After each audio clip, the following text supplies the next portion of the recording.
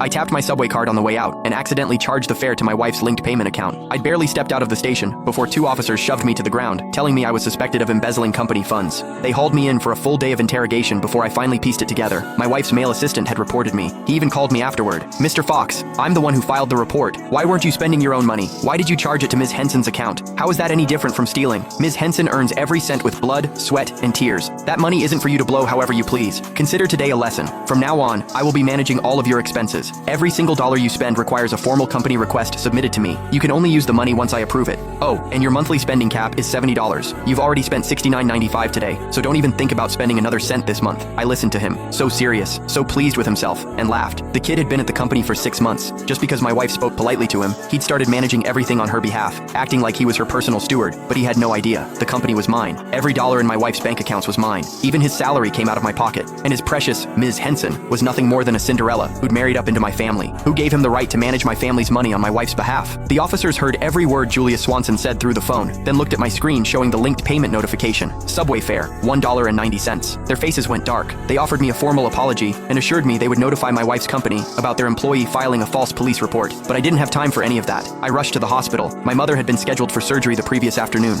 She needed my signature. I never expected to get dragged away the second I stepped off the subway. A full day and night lost. I didn't dare imagine how much her condition might have deteriorated. I burst through the hospital doors and nearly collided with the doctors, who grabbed me by the arms. "Hurry, Mr. Fox, sign now so we can prep for surgery." I signed as fast as my hand could move, then ran to the billing counter. I handed over every bank card in my wallet. The nurse slid them all back across the counter. "Mr. Fox, there's nothing in any of these accounts." My blood went cold. "That's impossible. These cards have tens of millions between them at the very least. How can there be nothing left?" Julia Swanson's words from earlier flashed through my mind, and it hit me. He must have transferred every last cent out of my accounts. I pulled out my phone and called my wife. A few rings, then the line connected. "Honey, But instead of her voice, Julia Swanson's impatient tone cut through the speaker. "Mr. Fox, are you serious right now? Give it a rest. So your spending got restricted. Is that really worth running to tattle about? Let me save you the trouble. Complaining won't change anything. Ms. Henson personally told me to rein you in." I swallowed the anger clawing up my throat. There was no time to argue with him. I got straight to the point. "I'm at the hospital. I need money. Transfer my funds back. Now. Or put my wife on the phone. I need to speak with her." His voice came back through the line, dripping with self-importance. "Ms. Henson is busy. She doesn't have time for your little problems. She's given me full authority to handle this. You need money? Sure. Do what I told you. Submit a formal company request.